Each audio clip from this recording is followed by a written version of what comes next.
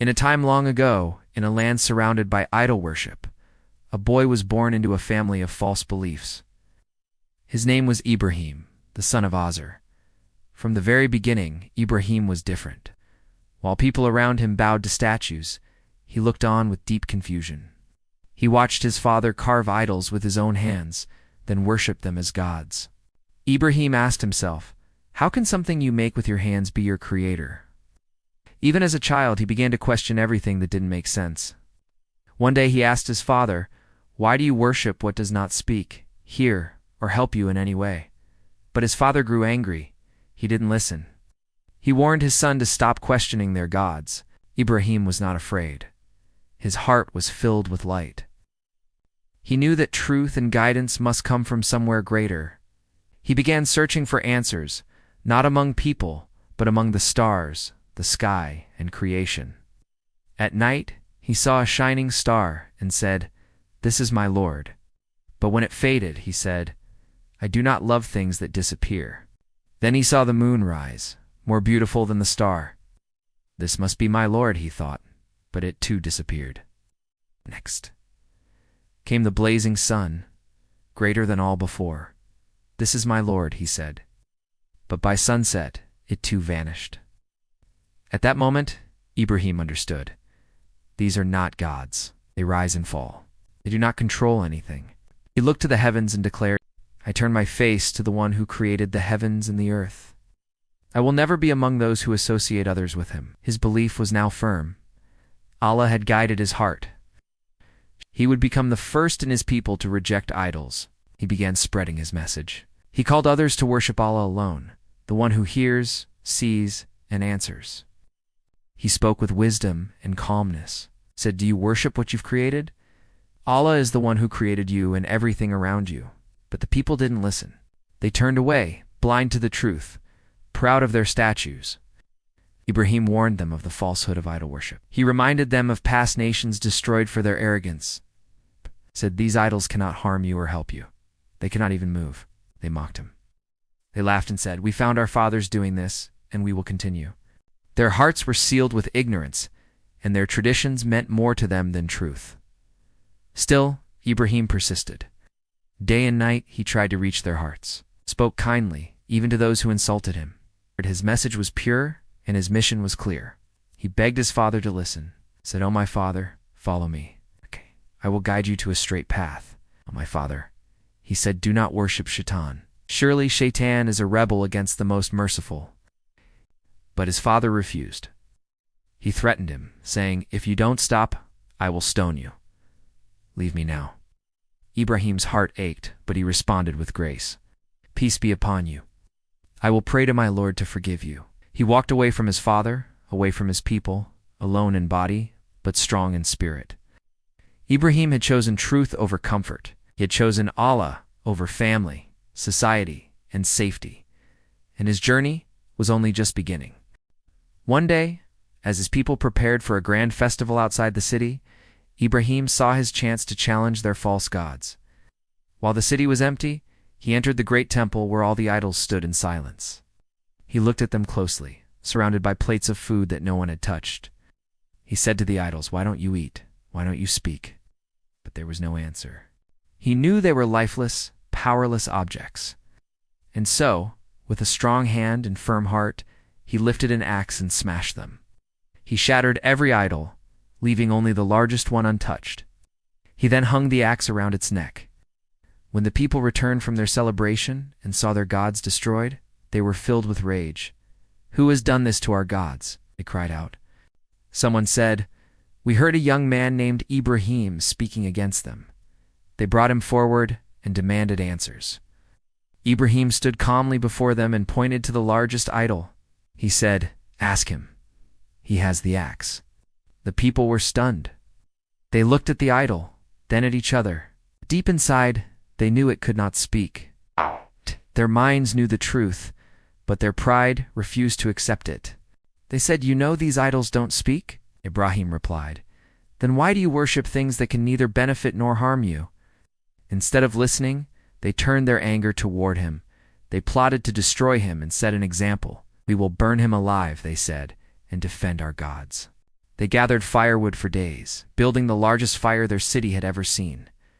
The flames roared and rose high into the sky. It was so hot no one could come near. They tied Ibrahim in chains and placed him in a massive catapult.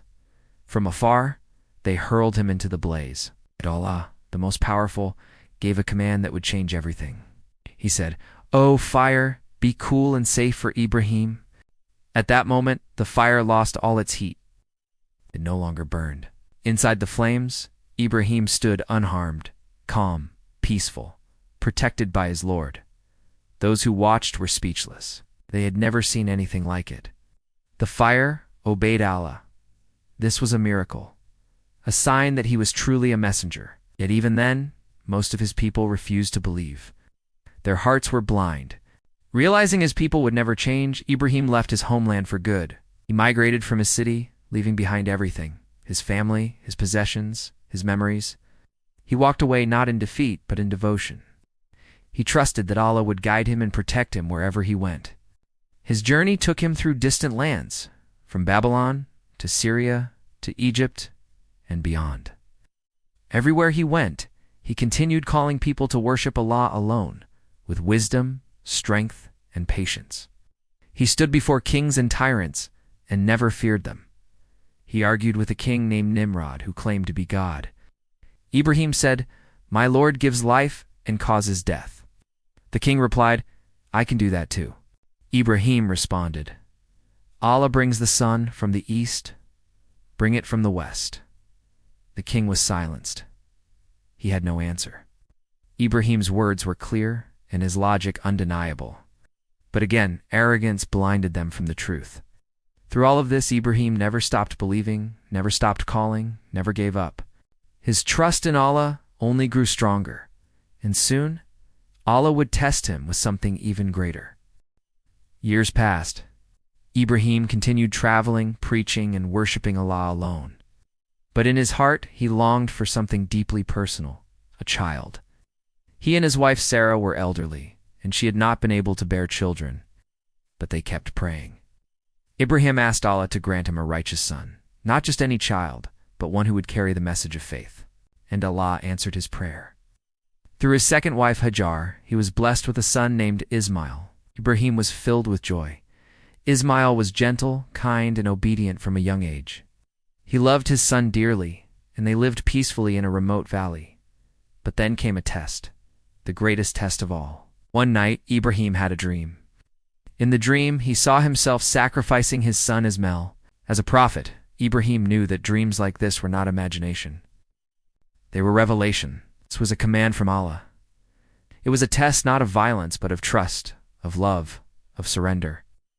Ibrahim turned to his son, and with a heavy heart he said, "O my son, I have seen in a dream that I must sacrifice you. So what do you think?" Ismail, without fear or hesitation, looked at his father and said, "O my father, do what you are commanded. You will find me, if Allah wills, among the patient." The moment was filled with pain, but also deep faith. Both father and son were ready to submit to Allah. They walked together to a distant place. Ismail laid down, and Ibrahim prepared to fulfill the command. He turned his son's face to the ground so he wouldn't see the pain. His hands trembled, his heart ached, but his soul obeyed. He raised the knife, ready to give up the most beloved thing in his life, for the sake of Allah. But just before he could act, a voice from the heavens called out, "O Ibrahim, you have fulfilled the vision."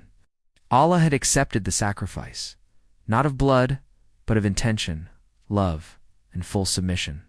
And then Allah replaced Ismail with a mighty ram from paradise. Ibrahim sacrificed the ram instead. It was never about taking a life. It was about proving that Allah came first. Above family, above emotion, above everything. Okay. This powerful moment was recorded in history and honored forever. And to this day, Muslims around the world remember this sacrifice during Eid al-Adha, the festival of sacrifice. Through this act, Ibrahim and Ismail became living examples of true submission. Not only did they pass the test, but they showed the world what it means to love Allah more than anything else. Their bond as father and son became a model of obedience and trust. Later, Allah rewarded Ibrahim with more blessings. From his first wife Sarah, he was given another son, Ishaq, or Isaac. With Ismail and Ishaq, Ibrahim's family grew, and from it, future prophets would rise. He was no longer alone. His legacy had begun to spread, not only through his words, but through his children and their children after them. This was the promise of Allah fulfilled. A righteous nation would descend from Ibrahim, carrying the torch of guidance to the ends of the earth. After passing every trial, Prophet Ibrahim was chosen by Allah for a final, sacred task, one that would forever shape the direction of worship for generations to come. Allah commanded him to build a house of worship, not for idols or kings, but for Allah alone. He traveled with his son Ismail to a barren desert valley, one without trees or rivers, a place we now know as Makkah. There, on the bare ground, the father and son began to raise the walls of a sanctuary, the Kaaba, stone by stone. They built its foundation with their own hands, under the heat of the sun and the silence of the empty land. As they built, they made a beautiful prayer together. Our Lord, accept this from us. Truly, you are the all-hearing, the all-knowing. They asked Allah to bless the house, to make it a place of peace, and to send from their descendants a messenger who would teach and purify the people. Their prayer was sincere, and Allah accepted it. The house became the heart of Islam, the Qibla that Muslims turn toward in every prayer. Even today, millions of people walk around the Kaaba, fulfilling the pilgrimage that began with Ibrahim and Ismail. But their mission didn't stop there. Allah told Ibrahim to call people to the pilgrimage, to make the Adhan the call to Hajj. Ibrahim stood on a hill and called out, "O people, come to the house of your Lord, come for pilgrimage." And though there were no people nearby, Allah carried his voice through time. People still answer that call today. His message echoed through the generations. From his son Ismail came the Arabs. From his son Ishaq came Bani Israel. From both lineages came prophets, including Musa, Isa, and finally Muhammad. This was the true legacy of Ibrahim, a man who stood alone in the beginning, but whose faith filled the earth because of his devotion. Allah gave him a special title, Khalilullah, the friend of Allah. No other prophet received this name. It was a mark of Allah's love and closeness. He wasn't honored with wealth or kingdoms, but with something far greater: guidance, legacy, and eternal reward. Every Muslim around the world remembers him in their daily prayers. In every salah we say, "O Allah, send peace upon Muhammad and the family of Muhammad, as you sent peace upon Ibrahim and the family of Ibrahim." We honor him every year during Hajj. We walk where he walked. We pray where he prayed. His entire life was built upon one foundation: complete submission to Allah. He always obeyed. Whether standing against his people, walking into a fire, leaving his family in the desert, or raising the knife to his son, he never hesitated. That is why he is called a nation in himself, not because of numbers, but because of his strength, patience, and leadership in faith. Prophet Ibrahim taught us that true success comes not from power or status, but from trusting in Allah, no matter the cost. He passed every test. And through his story, we are reminded that the greatest legacy is not what you leave behind in wealth, but in faith, guidance, and submission to your Creator. May peace be upon Ibrahim, the father of prophets, the builder of the Kaaba, the one who stood alone and became one of the greatest examples of faith in all of history.